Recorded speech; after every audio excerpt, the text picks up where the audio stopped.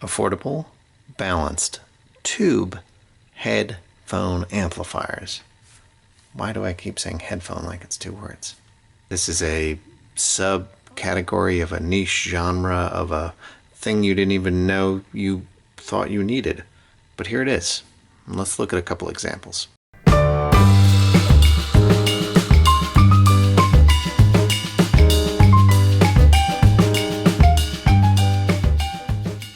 First up, look at this little cute thing. Oh, hi guys. This is the LOXJIE, LOXJIE P20. I don't know why all Chinese manufacturers insist on italicized serif font for their names. Anyway, this is a $100, $99.95 balanced tube-based headphone amplifier. It's a weird little thing. Who knew they needed an affordable, tube filtered headphone amplifier? But here it is, and it's kind of fun. I mean, in the world of audiophile hi-fi madness, $100 is that's like half of a cable. So exciting that something that offers, criteria like balanced and tube-based would be that accessible. And it is. It's on Amazon. Go get one and play with it. If you're interested in tubes and how tubes affect sound, this is a fun little gizmo. I mean, it's a gizmo. It's I don't know, actually. If I stop for a second, I say, what other $100 amps would I rather plug a pair of headphones into, much less what other $100 balanced amps would I rather plug a pair of headphones into? I don't know that a ton jumps to mind. So, I mean, maybe in that world, you could say this is a contender. This is a real deal. I think you're getting this not because you're seeking the best headphone amp. It's because you are tube curious. But you're not really willing to put a ton of cash behind it until you figure out what it's all about. And this is a fair way to do it. Let's jump over to what I would call its big brother. It's a different manufacturer. This is Xduoo, another Chinese company. These guys seem far more serious. They produce actually quite a few things, various tiers. That kind of ramp up and down the cost spectrum. So where that first guy was about $100, this thing's maybe $350, $375. It varies. Obviously, you can see there's a nice big old chunky transformer hiding under this sandblasted and black anodized aluminum housing. But at the end of the day, the architecture is still pretty similar. We've got input tubes. It's balanced all the way through, 4-pin out the front and 2 3-pins in the back. When I listen to these guys back to back, there's no difference. I mean, no mistaking the difference. This sounds like $100. You get some tubey stuff. You get some power, actually. You take something like the HD6XX, which can be, it's not necessarily hard to drive, but it definitely comes alive once you give it more power, and it feels good. It feels punchy. You put a planar like Odyssey, LCD 2C on there, and I was able to give it quite a bit of oomph. But then you put any of those pair of headphones over here on this guy, and now you're talking about a real headphone driver, a real headphone amp. This is closed. It's thick, not in a good way.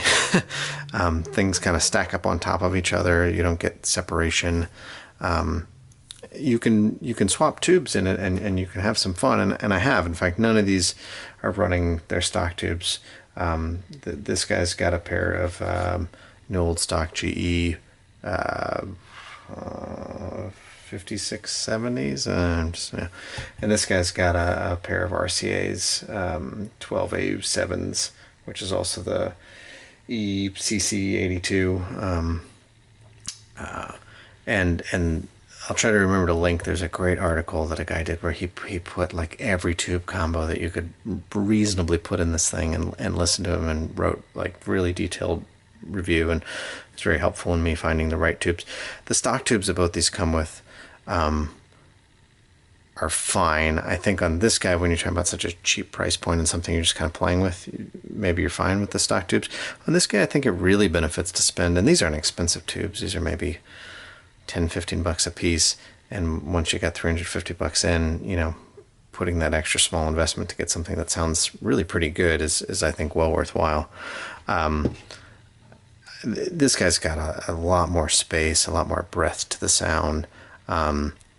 The bass is really good and full and rich. I can't quite remember what the stock tubes sounded like, but I think even with them, I was pretty decently satisfied. I think for me, where both of these sort of fall short, and this is a personal bias, is that they're not tubey enough. Once you've heard an all tube based amplifier, especially one at a little higher end, and you've heard that sort of tube magic, and maybe you've experienced that tube magic on speakers. I'm very into like single-ended tube stuff in the speaker world. Once you've sort of established a grasp of what that feels like and what that sounds like, and if you come here seeking that, I don't think you're going to find it.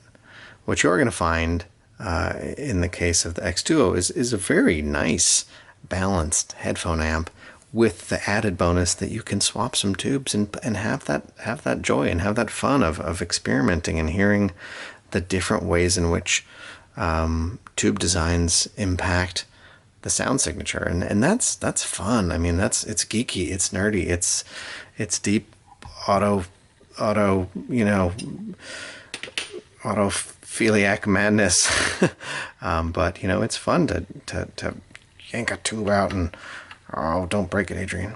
Oh, to yank a tube out and you know, go find something interesting, you know, online, read reviews, like get into that world and then come and find and plug this guy in and warm it up and hear what it sounds like and experience, you know, that you've impacted the electronics, you've changed the signal path, and in doing so you get a different sound signature, and that's really fun. So I guess just to wrap it up, because who needs to belabor this, there are actually plenty of good and thoughtful reviews of these two items online. Just to wrap it up, I'd say both of these are great gateway drugs into the tubosphere if you want to go and tinker without spending crazy money. I'm not saying $350, $375 is a small amount of money for a headphone amp just to tinker, and it's a good amp. So it's if you're playing in that realm, if you're playing in the balanced amp realm, and you're looking at other things in the space, if you're looking at like THX kind of based amp stuff, that's very different.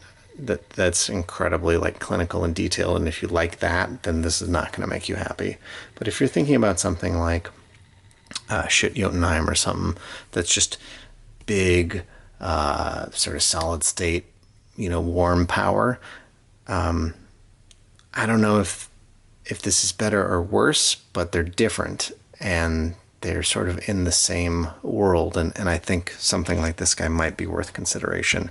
Now, if you just purely want to tinker and have some fun, and play with tubes, and you're like, it's probably not for me, but I'm curious, then, you know, this little guy he's super cool, and you know, get him, throw some tubes in, enjoy it, and you know, if worst case scenario you got $100, you can probably sell it on for $50. You got $50. So there you go. All right, y'all. This is Adrian, aka Signcraft.